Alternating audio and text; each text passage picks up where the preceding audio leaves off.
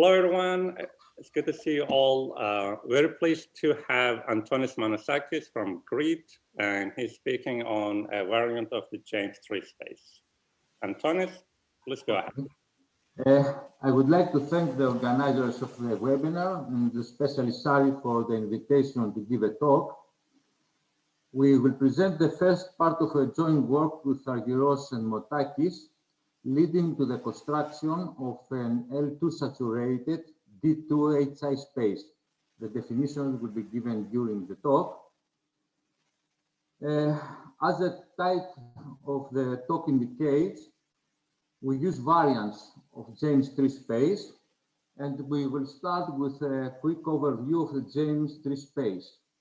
Then we shall pass to D2 hereditarily indecomposable spaces, to the problem that motivated this research, and the properties of the space we want to construct. Then we shall present a variant of the James III space, which is the classical analog of the space we want to construct. And finally, we shall define the general James III spaces and present an example of such a space whose norming set is used to define the space we want to construct.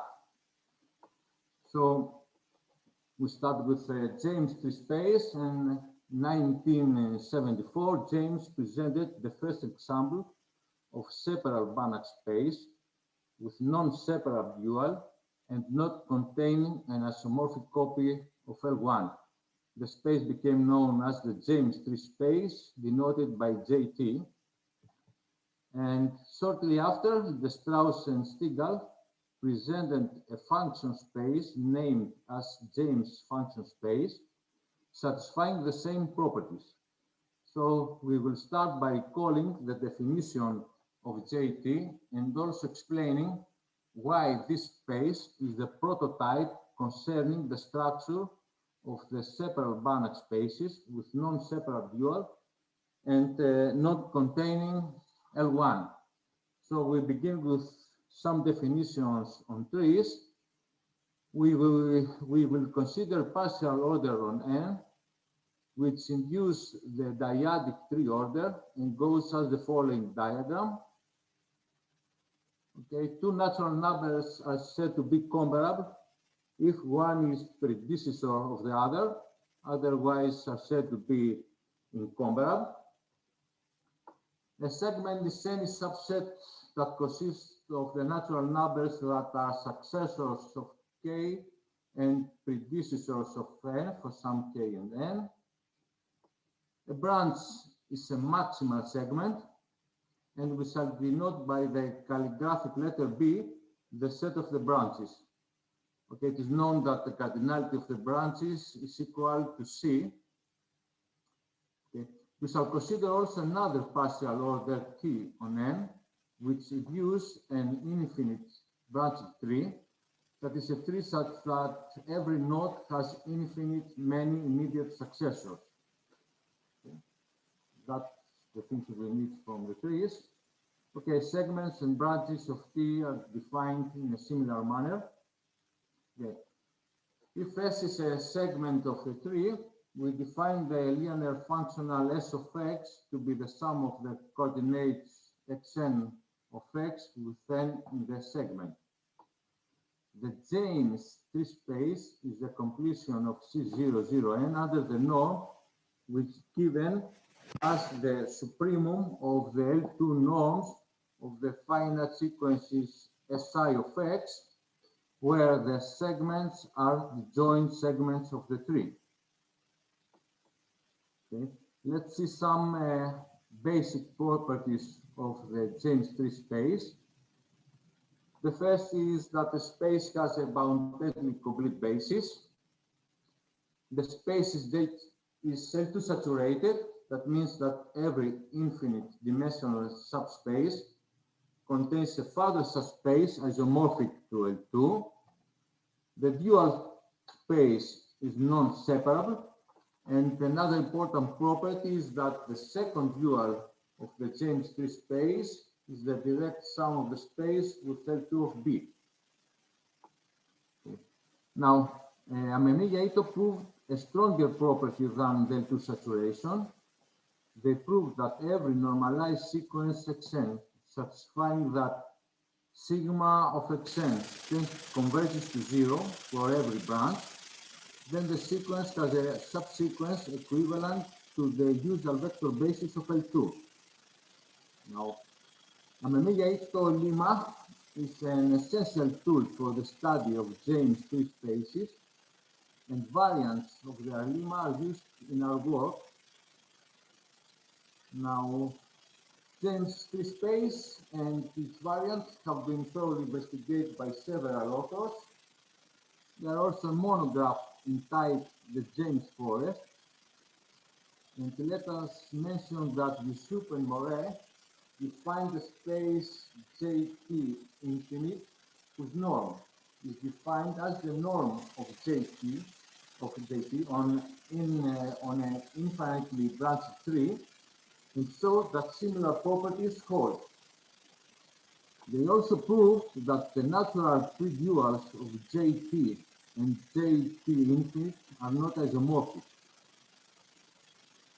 Now, let's see now some basic properties of the basis of JT. Antonis, there is a little bit background.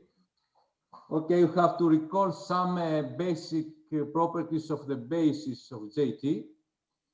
Okay, the first property is that for every infinite subset of n consisting of incomparable nodes, the subsequence indexed by this set is isometrically equivalent to the usual vector basis of L2, and hence it is weakly null. And the other property we want is that for every branch, the subsequence indexed by the branch is non-trivial weakly Cauchy, and weak star converges to an element of the second dual. And the third property is that the family of all these elements of the second dual is isometrically equivalent to the usual vector basis of to L2 of B. Okay. Now let's see. In 2008, Argyros, Dodos, and Kanellopoulos proved the following theorem, which is based on a deep analysis of Rosenthal compacta and earlier profound work of Dodorsevich. And the theorem states that if X is a separable Banach space with non-separable dual not containing L1, then there exists a normalized tree Xn where n is shadowed with the dyadic order, such that for every infinite subset of n consisting of incomparable nodes, the subsequence indexed by this set is weakly null. For every branch, the subsequence indexed by the branch weak star converges to an element of the second dual, and the family of all these elements of the second dual is on a conditional basis. So we have a tree structure similar to the basis of James tree space, and this result explains why James tree space reflects the structure of the separable Banach spaces with non-separable dual and not containing L1. Now, there is an extreme structure related to James tree space, and this is the famous Gowers tree space, which answers in negative the classical problem whether every Banach space contains either a reflexive subspace or a subspace with a conditional basis. The Gowers tree space is a separable Banach space not containing L1, such that every infinite dimensional subspace has non-separable dual. So by the previous theorem, every subspace contains a tree structure similar to the basis of the James tree space. Now, an extensive study of the Gowers tree type spaces is given by Argyros, Arvantakis, and Toyas, where among others they provide a Gowers tree space with the property that the second dual of the space is the direct sum of X with L2 of R. Now, let's pass now to D2 HI spaces. Okay. In a recent paper of Couillard, Carrera, Delacourt, and Ferreggi, a local Ramsey theory is presented related to the famous classification program, and Delacourt gave a talk in the webinar on this paper. Okay, in this paper, the following class of Banach space is introduced. Let me recall that a Banach space is said to be Hilbertian if it is isomorphic to a Hilbert space. So a non-Hilbertian subspace is said to be D2 hereditarily decomposable, D2HI short, if it does not contain direct sum of two non-Hilbertian subspaces. And this is equivalent to say that for every two non-Hilbertian subspaces, it holds that the distance of their unit spheres is equal to 0. Okay. They show also that every HI space is D2 HI space, and this is immediate from the definitions. They also show that the direct sum of an HI space with L2 is a D2 HI space. And also they show the space X2 constructed by Argyros-Rykov-Salis, which is a separable quasi-prime Banach space, is also D2 HI space. Okay. The authors pose the following question: do there exist L2 saturated D2 HI spaces? Okay. The interest for such a space, among others, concerns the coexistence of two contradicted structures. The first one is that the space is L2 saturated, which means that the space is saturated with best unconditional basis. And on the other hand, we have the conditional structure of non-Hilbertian subspaces, resulting from the fact that for every two non-Hilbertian subspaces, the distance of their unit sphere is equal to 0. So now we are working on the construction of a Banach space XEH with the following properties. The first is that the space is reflexive and non-Hilbertian. In particular, the space has a Sauder basis, and every subsequence of the base generates a non-Hilbertian subspace. The second property is that the space, it is L2 saturated. The third property is that every Hilbertian subspace is complemented. The fourth property is that every unconditional basic sequence in the space is equivalent to the usual vector basis of L2. The fifth property is that for every non-Hilbertian infinite dimensional subspace, it holds that the distance of their unit spheres is equal to 0. And the final property is that every infinite dimensional subspace is quasi-prime, that is, admits a unique decomposition of himself with L2. Now, the above properties gets that the space is D2 HI and also has extremely heterogeneous structure. Now, let us comment properties 4 and 6. Now, property 4 yields that the space XCH is non-Hilbertian, unconditionally saturated with a unique unconditional basic sequence. Now, Hilbert spaces also have a unique unconditional basic sequence. And by the classical results of Strauss, Belzinski, and Strauss-Zipin, the only Banach spaces with a unique unconditional basis are C0, L1, and L2. Among them, only L2 admits a unique unconditional basic sequence. Now, and as a consequence, we have in any space with a unique unconditional basic sequence, this basic sequence is equivalent to the usual vector basis of L2. Now let's see this property in the D2HI spaces.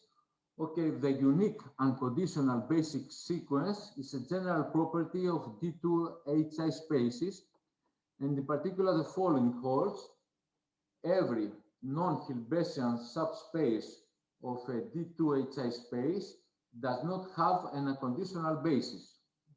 Now let's see the proof. Now, on the contrary, assume that a non-Hilbertian subspace Y has an unconditional basis. Okay, clearly this basis is not equivalent to the usual vector basis of L2. And now the non-equivalence is determined by a sequence of finite subsets of a finite subset of the basis. So we can decompose N into disjoint infinite sets such that none of the subsequence indexed by these sets is equivalent to the usual vector basis of L2. Now, therefore, the corresponding subspaces have unconditional basis not equivalent to the usual vector basis of L2, and hence both are non-Hilbertian. And this yields a contradiction, as the distance of their unit spheres is positive, while the D2 property yields that this distance must be zero. So we have this result about D2HI spaces. Now, okay, now let us comment property 6. Property 6 yields that the space XCH is non-Hilbertian and hereditarily primary. Again, Hilbert spaces are hereditarily prime and hence hereditarily primary. However, it is not clear to us if any other classical space is hereditarily primary. For example, if the spaces LP are hereditarily primary. Okay, now we shall see how we can have a classical analog of the space XEH. By classical analog, we mean a space whose norm is given by combining the norms of the classical spaces. Okay. Now, we are interested in for non-Hilbertian Banach spaces with an unconditional basis containing L2 and satisfying the property that every Hilbertian subspace is complemented in the space. And the question is, does there exist such a space? Okay, the answer is yes, and an easy example is related to the second example of D2HI space mentioned before. And such a space is the direct sum of L2 with LP. Now let's see the property in this space that if P2 is a natural projection on L2, then every Hilbertian subspace Y of the space, there exists a finite condimensional subspace Y0 of Y, such that the restriction of the projection on the subspace Y0 is an isomorphism. Hence, the subspace Y is also complemented in the space L2 plus L2. Now, this space does not serve us as a prototype, since there exists a subspace, the Hilbertian subspace, the L2 component, that exhausts all the L2 structure of the space. Now, we shall present the Banach space, which satisfies the property that every Hilbertian subspace is complemented in the space, and also reflects the structure of the non-Hilbertian subspace of the space we want to construct. Now, let's see a variant of the James tree space. We consider on N the partial order T compatible with the standard one, which induce an infinitely branching T. Now, for every segment of the tree, we set the S norm of X to be the L2 norm of the coefficients xn of X indexed by the segment S. Now we choose a number greater than 2, and we consider the norm, which is given as the supremum of the P norms of the finite sequence Sk norm of X, where the segments are the joint segments of the tree. You have these formulas for the norm, and the completion of C00n under this norm is denoted by JT2, P. Now, the definition of the norm involves two norms. Towards the branches, it is used the L2 norm, while the comparable nodes are connected in LP norm. Now, let's see some basic properties of the space JT2, P. The first property is that the space is reflexive with an unconditional basis. The second property is that every Hilbertian subspace of JT2, P is complemented. The third property is that every non-Hilbertian subspace contains LP.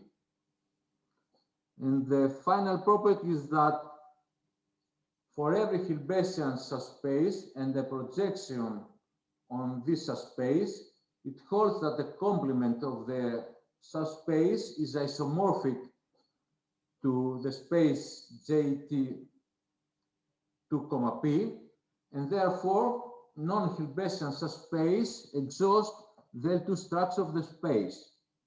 Now, before we see how we can have these properties, let us see how this space reflects the properties of the non-Hilbertian subspaces of the space we're going to construct.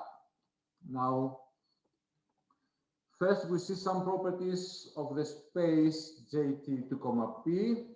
The first is that for every branch of the tree, the subsequence indexed by the branch is isometric to the usual vector basis of L2.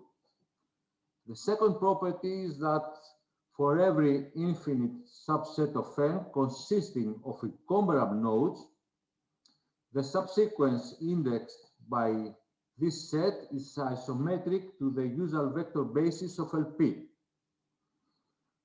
Now, in the space X, we want to construct every non-Hilbertian subspace contains a normalized infinite branching tree, Xn, such that for every branch of the tree, the subsequence indexed by the branch is equivalent to the usual vector basis of L2.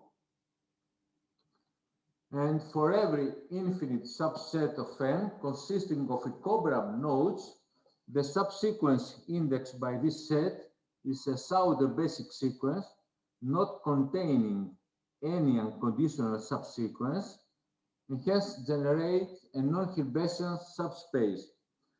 So we have a tree structure similar to the basis of the space JT2P, and the main difference is on the comparable nodes where we have an extremely non-conditional subsequence. Okay. As a consequence, we have that the above result, we have every subspace Y of XEH is either small in the sense that it is isomorphic to L2, or very large since it contains a tree as described above. Now let's see how we get the basic properties of the space JT2, P.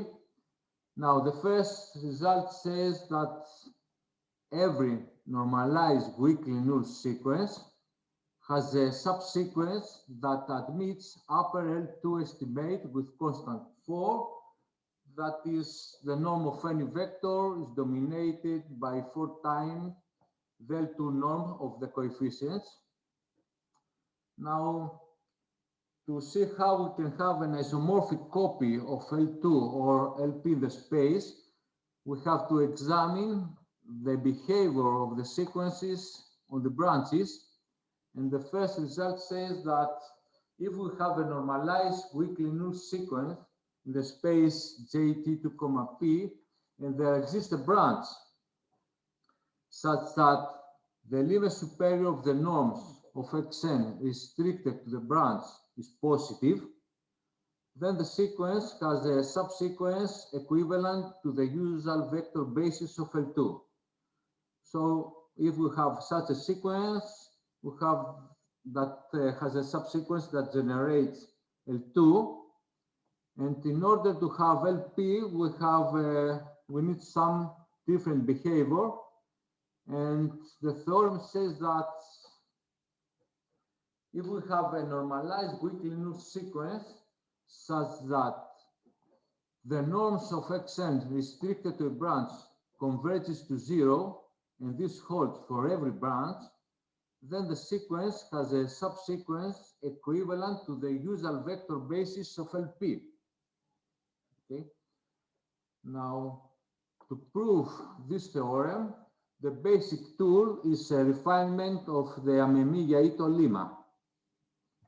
Now, the above results give us that every normalized weakly null sequence in the space JT2, P has a subsequence which is either equivalent to the usual vector basis of LP or equivalent to the usual vector basis of LP. Okay, the first case holds if the conditions of the theorem holds. Otherwise, we have a subsequence equivalent to the usual vector basis of L2. And as a corollary, we get that the space JT2P is reflexive. Now let us comment the Hilbertian subspaces of the space JT2, P. Now the main theorem is that if Y is a subspace of JT2, P such that LP does not embed in the subspace, then the subspace is Hilbertian and complemented the space. Moreover, if we decompose the space in the direct sum of L2 with a subspace Z, then the complement of the L2 is isomorphic to the space.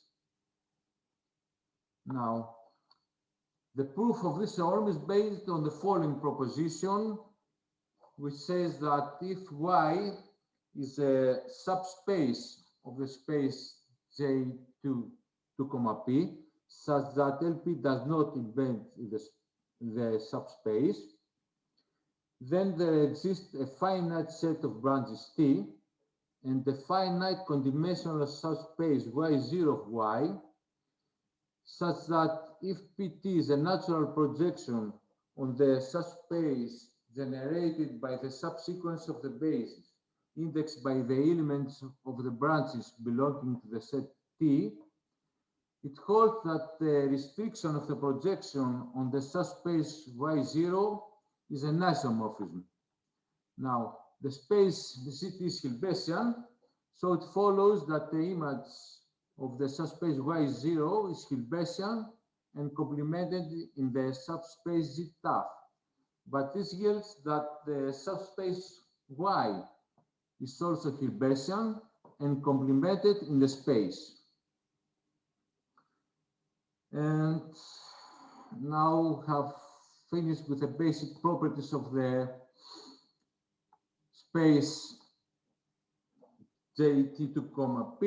And the final remark is that if we denote by JT2, P with superscript D the subspace defined as JT2, P, but using the dyadic T instead of the infinitely branched T, Then the subspaces JT 2, P and JT 2, PD are isomorphic. The reflexivity of this space implies that the pre-duals of these spaces are isomorphic, unlikely the result of Yusup and Moret, who proved that the pre-duals of JT and JT infinite are not isomorphic. Now we can pass to see how we can define the space we want to construct, and the norm of the space XEH is defined through a normic set WEH and uses the attractors method, which appear in the aforementioned work of Argyros, Arvanitakis, and Toias, used in a work with Argyros and Perzer Barvas, and also in a recent not yet appeared work with Argyros, Georgiou, and Motakis concerning the complete separation of asymptotic properties. Now, this method requires a ground set, G, which is also a normic set, and it is contained in the normic set WEH. The set G will pose the whole L2 structure of the space XEH, and let me recall that we want the space XEH to be L2 saturated. Now we shall describe this ground set G, which also defines a space JTG sharing similar properties to the space JT2, P. We start with a general definition of James tree spaces. Now, we consider an infinitely branching tree, T. Now, for every branch, we denote by sigma norm, a norm such that the sequence EKN is the monotone basis of the completion of C0 sigma under this norm, which means that the norms of the projections on the segments of the branch are uniformly bounded by 1. And we say that the family of the sigma norms is tree compatible if for every segment and every pair of distinct branches containing the segment, it holds that the sigma I norms of X are equal for every X, such that the support of X is contained in the segment. Now we also define the S norm of X to be the sigma norm of the restriction of X on the segment, where S is any branch that contains the segment. Okay. Now the tree compatibility of the norms imply that the S norm is well defined. That means it is independent of the choice of the branch that contains the segment. We also choose a star norm, which is an unconditional norm. And the general JT space is defined to be the completion of C00N under the norm, which is given under this supremum, that is the supremum of the star norm of these vectors. And again, we take the segments to be pairwise disjoint. Now, let me see, a similar definition has been given by Albiach and Carlton in their book. Now, this general approach is applied to James tree norm as follows. Consider the dyadic tree instead of the tree we consider, and for every branch sigma, the sigma norm is the summing norm of the branch. And as external norm, we get the L2 norm. Under these settings, this norm is the norm of the James tree space. Now, if we replace the L2 external norm by the norm given by a Sauter basic sequence, we get a class of James tree spaces, defined the study by Belleneau, Hayton, and Odell. Okay, now let's say specific choice of the sigma norm. We have the tree and we partition every branch of the tree into a sequence of successive elements of the branch, such that the L infinity norm of this element is at most 1. Now, we also assume that the elements Fn sigma are chosen in such a way that are tree compatible. That means that if S is a segment of the tree and sigma 1, sigma 2 distinct branches that contains the segment, it holds that the restrictions of the elements Fn sigma I are equal. The restriction of the elements Fn sigma I on the segment are equal, and this holds for every n. Now, for every branch sigma, we define the set W sigma to be the restrictions on the segments of the branch of all finite L2 rational combinations of the elements Fi sigma.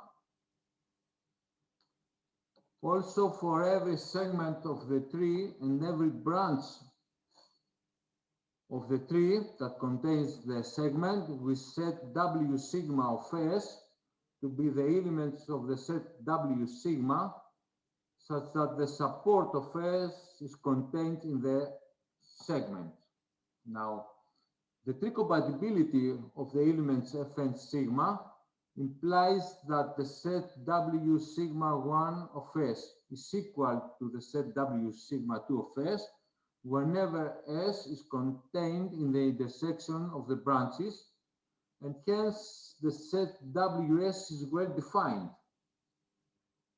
Now, finally, we set W to be the set of all finite L2 combination of Fi, where Fi belongs to a set WSI, and the segments Si are taken to be pairwise disjoint, and moreover, we want the minimum of the support of Fi to be an element of the Schreier family.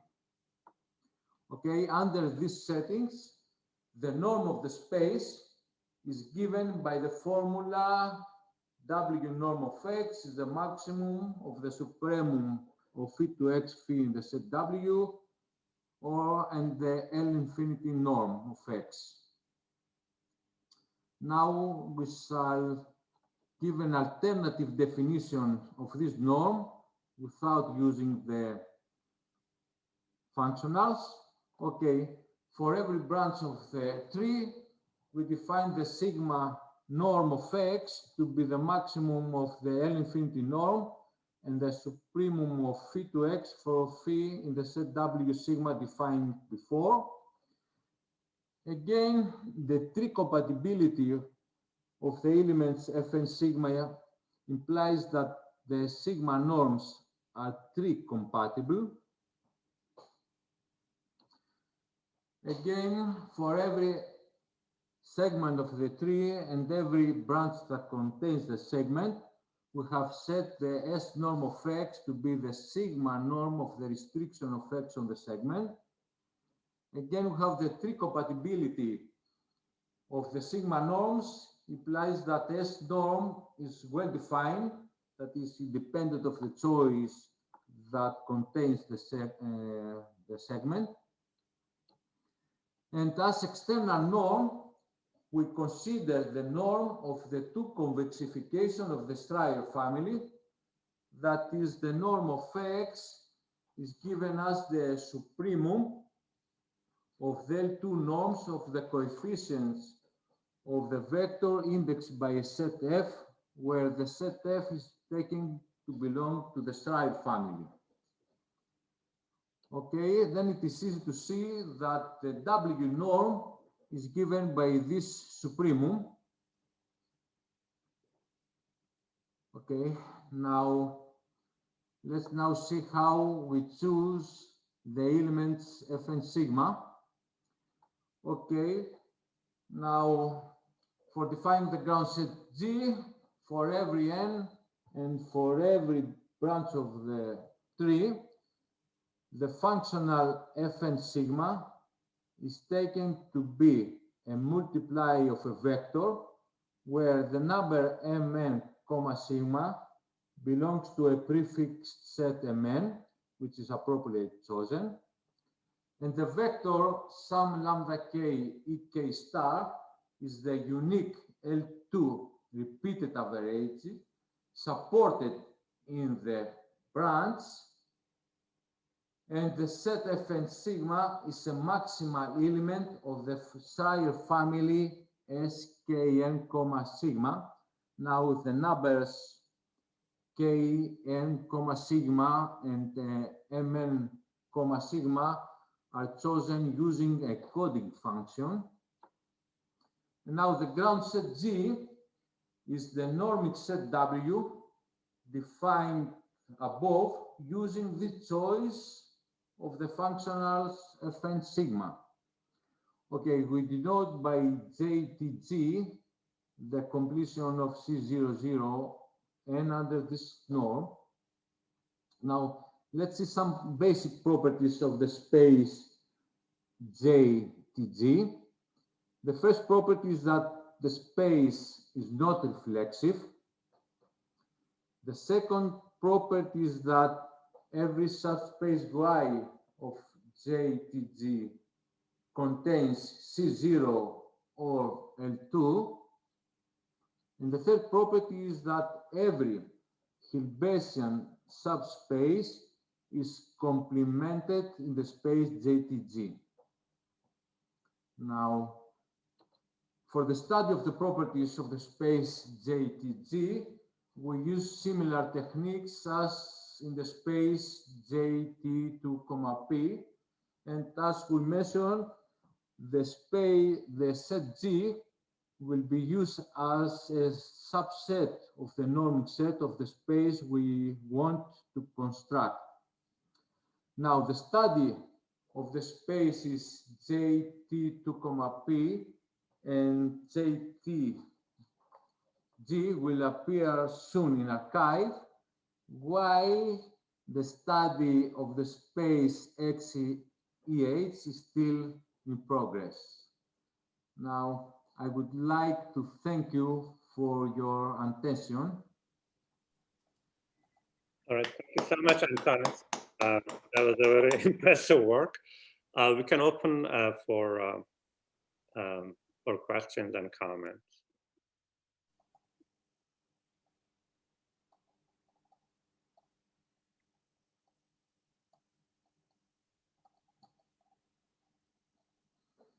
No questions?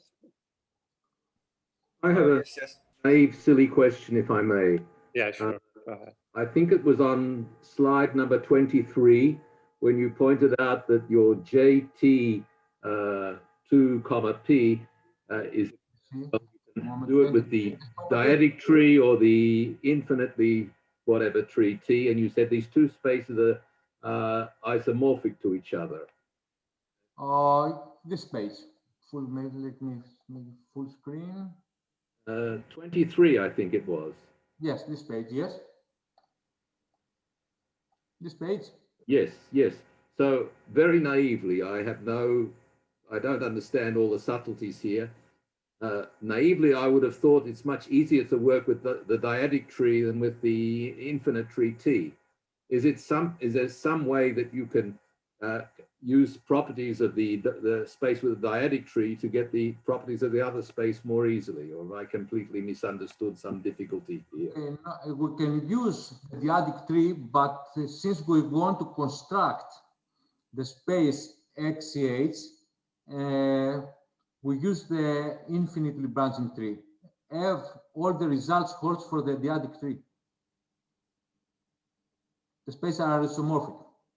But for our purpose, we are using infinitely branching tree. But let me mention, here we have the reflexivity and then conditionality, while in contrast, in the James tree space, there is a main difference using the dyadic tree and infinite branching tree, since the pre-duals of this space are not isomorphic. Actually, we don't know if the spaces JT and JT infinite are isomorphic. Okay, thank you. Is there maybe some hidden meta theorem hiding somewhere that many things that you can do with an infinite tree you can also do simply with a dyadic tree, or maybe it's easier to work with? Again, I'm not an expert. I don't think there are general theorem that says that it is easier to work with a dyadic tree. No. Okay, thank you. Yeah,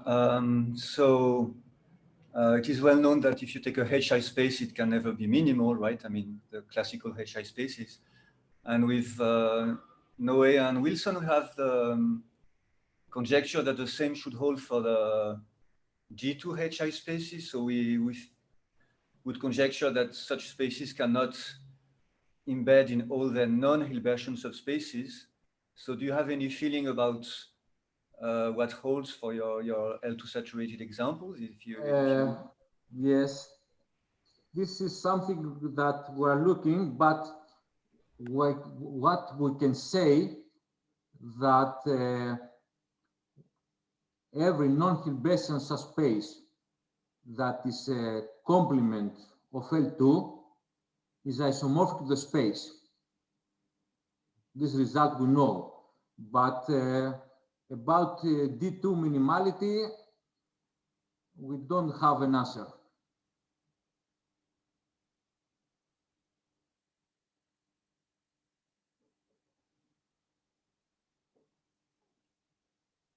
Do you mind to put the properties of the space on that page open so people might have more? Yes, let me open the page. All properties of the space. Let me see. Okay. The space XEH. Let me. Oh no. This before. Oh, here. Yes. Properties. Okay, you have every non-Hilbertian, every Hilbertian space is complemented, and in the case the complement is non-Hilbertian, then this space, this subspace is isomorphic to the space XCH. This result we have about the minimality.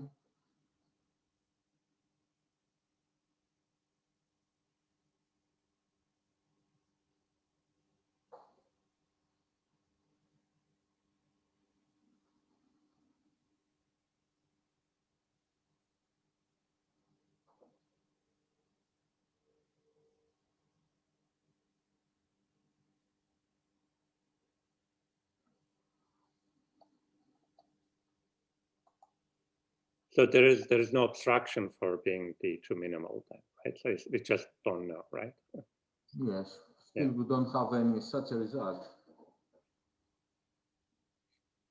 Do you know that non-Hilbertian subspace are asymptotically Hilbertian or anything like this? Or do you have any estimate of the distance of finite dimensional subspaces, Euclidean spaces of their dimension? No, we have not thought this thing yet. Because that way it looks conceivable to me that you would have subspaces that fail the approximation property. No, but thanks for the question. We may look for this. May I make a comment on that? I think that this is not true. I don't think this space is asymptotically Hilbertian. It has a sort of like mixed zero-sum component. Well, that suggests it contains subspaces failing the approximation property then.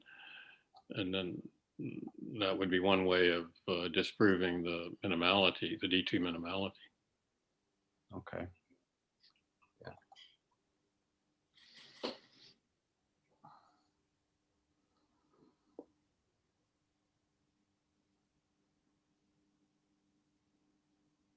How will that disprove that though? Excuse me? I'm asking Bill, how will, if you have spaces of failing approximation property, so the D2 minimality is simply saying that every non-Hilbertian subspace embeds into non-Hilbertian subspace of itself, correct?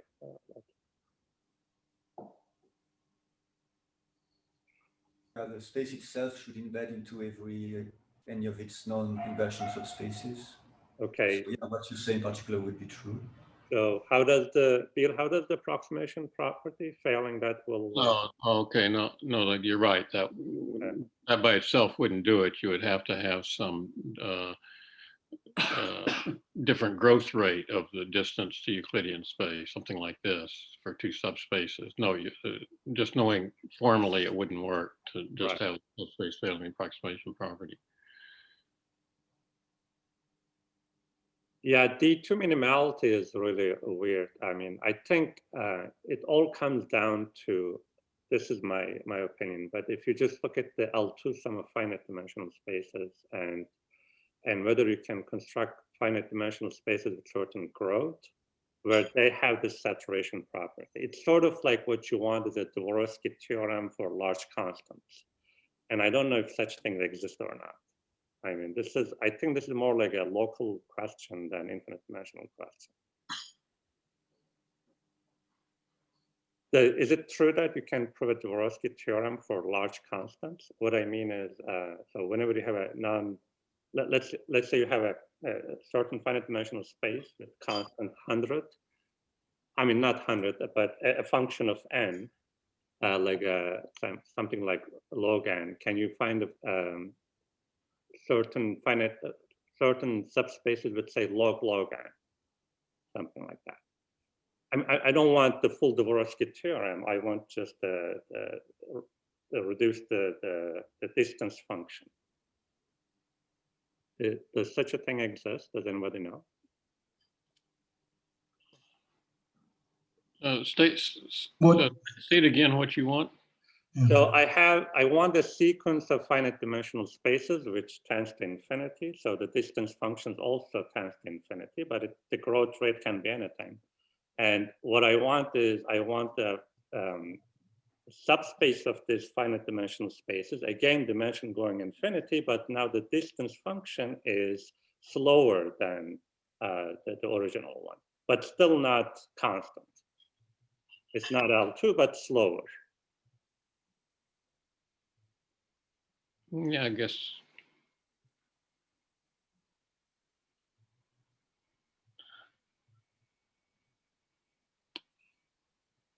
Well, you can always do that because you can start with the Euclidean subspace. You fix one of your finite dimensional subspaces, start with the Euclidean space, and just adding on dimensions until you exceed your distance thing. No. Add something which is not Euclidean, going dimension. You can do it in any non-Hilbert space. Well, you mean by just adding L2s and improving? No, adding to an, say, two isomorphic L2n, add something which is not L2. But So the L2n, the L2 subspace determined has a big dimension to make sure things are the dimensions are going to infinity at a certain rate. And the other thing that you adds on the non-Euclidean nature to it. That could be a much smaller dimension. You don't really care.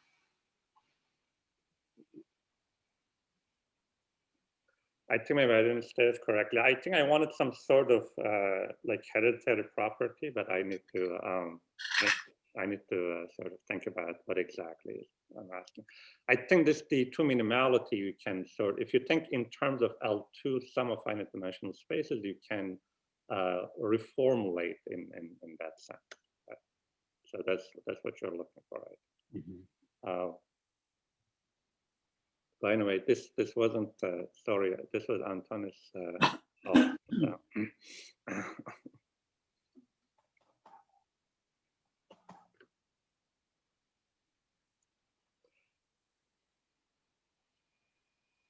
Oh, did anybody else had a question for Antonis?